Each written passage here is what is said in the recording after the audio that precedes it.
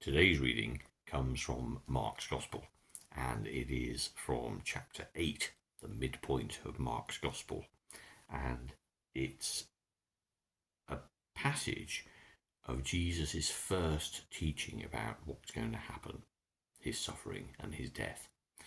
And it immediately follows verses 27 to 30 in chapter 8, which is Mark's version of the Caesarea Philippi event, that moment when he asks the disciples, "Who do you say I am?" And Peter pipes up and says, "You are the Messiah." So verses 31 to 38.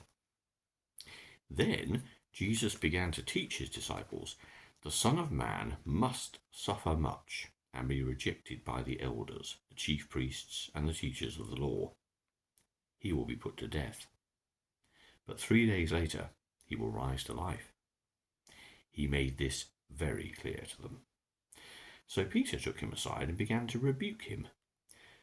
But Jesus turned round, looked at his disciples, and rebuked Peter. "Get away from me, Satan," he said. "Your thoughts don't come from me, but from God. Don't come from God, but from man." Then Jesus called the crowd and his disciples to him. "If anyone wants to come with me," he told them, "he must forget self, carry his cross, and follow me. For whoever wants to save his own life will lose it, but whoever loses his life for me and for the gospel will save it. Does a person gain anything if he wins the whole world and loses his life? Of course not. There is nothing he can give to regain his life. If a person is ashamed of me and my teachings in this godless and wicked day, then the Son of Man will be ashamed of them when he comes in the glory of his Father with the holy angels." Now these two passages go so closely together that you have to read them. So 27 all the way through to 38. Peter's declaration about Jesus. "Who do people say that I am?" Peter pipes up with this idea, "You are the Messiah." And in Matthew's Gospel, he's rewarded with a "Well done, Peter." Here, as is always the case in Mark's Gospel, Jesus says, "Don't tell anyone about me." And I think the clue is because of the use of that word Messiah. Loads of different groups at that time used different ideas about what that meant, but they all had this hallmark of someone who would come with God's authority in total, incontrovertible, unconquerable power, whether that was military or some other way, and restore the nation of Israel, throw out the aggressors and the occupiers, and restore the nationhood and the glory of Israel, God's chosen people. Now, I don't think Jesus wanted to be associated with that, and that's why he says, "Don't tell anyone."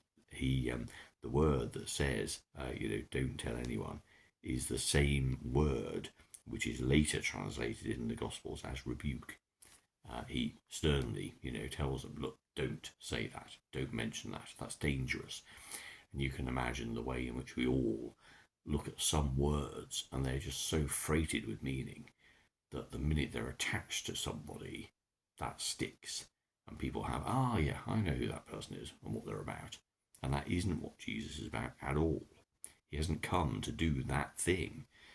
So Jesus teaches the disciples following this about what's going to happen. And in the Gospel, it says what must happen. And he makes it very clear to them. But Peter, of course, goes off with an emotional reaction that says, no, that can never happen.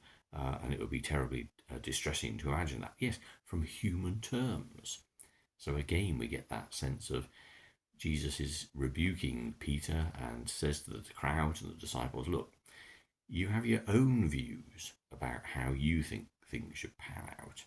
You have your own ideas about what God's plan is, and specifically what Jesus is here to do and say and be, but it's not the right ones." And that in and of itself is fundamentally important.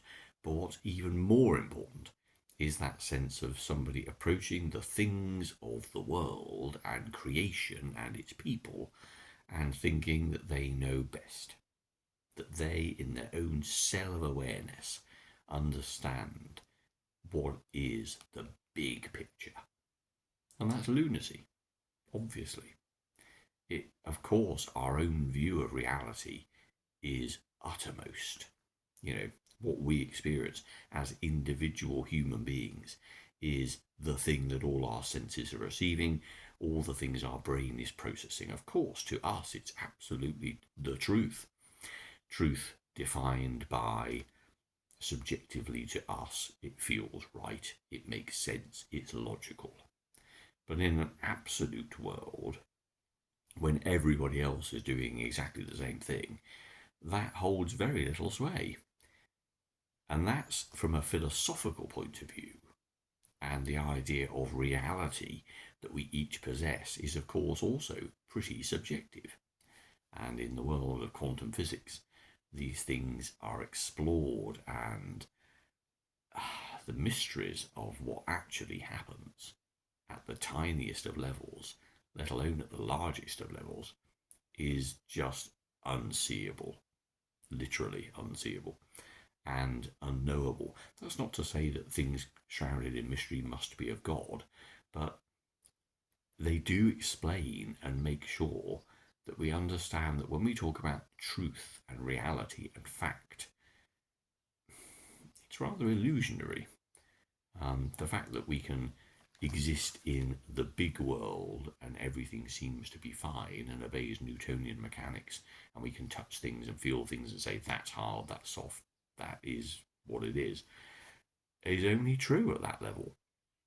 Make it smaller and it all gets very, very murky very quickly. So what we're saying essentially is that our own view of the world, even from a scientific philosophical perspective, is subjective, however hard and fast it may feel to us. But in a spiritual sense, what Jesus is saying here is that, but behind all of this is God. And you can't understand that. And to bring God's purposes back into what you think and feel can't be right, can it? It doesn't mean about abrogation of ability or capability or the ability to execute our own plan, but we are tiny fish in a very, very big pond, and our own thoughts about what happens must be, in spite of how they feel to us inside, finite. They must be limited in their ability to comprehend and see and understand. And of course, Peter's reaction is very real and normal. But what Jesus is saying, both in the declaration and also here, is that what God is doing is much bigger than that. And what God's plan is that people shouldn't be thinking about themselves and putting themselves to the forefront so much to the exclusion of others, that they should be caring for their brothers and sisters, whoever they are and wherever they are, that there should be a true sense of unity and a respect and a care and a love for other people because God made them too. This is the kingdom of heaven that Jesus came in to bring, not the kingdom of heaven on earth, but not a new nationhood, certainly not by military power and might or wonderful miracles. It's to usher in that new relationship with God where all God's children, everywhere, throughout all time, can understand how deeply they are loved by the God who made all things. That's what Jesus came to show. And so you can imagine why he would say to people, don't tell others that, because that's just the wrong information. And when you say you don't like this plan, or you think that's not great, well, that's fascinating, but at the same time has absolutely no relevance to what is actually going on here. If you want to follow Jesus, you must forget self, carry your cross, and follow. It's the words of the great commandment to love the Lord your God with all your heart, your mind, your soul, and your strength, and love your neighbour as yourself. To have God at the centre of all you think and say, and to look at all God's creatures and all God's creation and all God's people with love and care and respect. That's what Jesus came to show. And that in the doing of that, of course, there will be separation, there will be alienation, there will be suffering, because that's at odds with what the world teaches. Because what the world teaches and what our cultures have grown up to evolve into is the collective ideal of all our own desires. We all want to be healthy forever, rich as possible, safe, secure, happy, amused, always at peace. And if we strive for those things, we may get them. But as is often told in the illustrations of some of the parables, good luck with that, because that lasts as long as you live. What we're talking about here is a unity with God which transcends mere physical existence, this perception of reality, and moves into an infinite forever in God's strong and loving arms. But we don't preach and proclaim primarily a promise for the future. We talk about peace and assurance and joy and love right now that is available to everyone and anyone anywhere if they can but stop being like Peter and thinking that they know it all, and thinking that they understand everything, and thinking that their own particular life is the most central thing on this planet, or indeed in this universe. It's the only one we have, and so is tremendously precious, and our own perception is all we have, so is fun and foundational to our very being.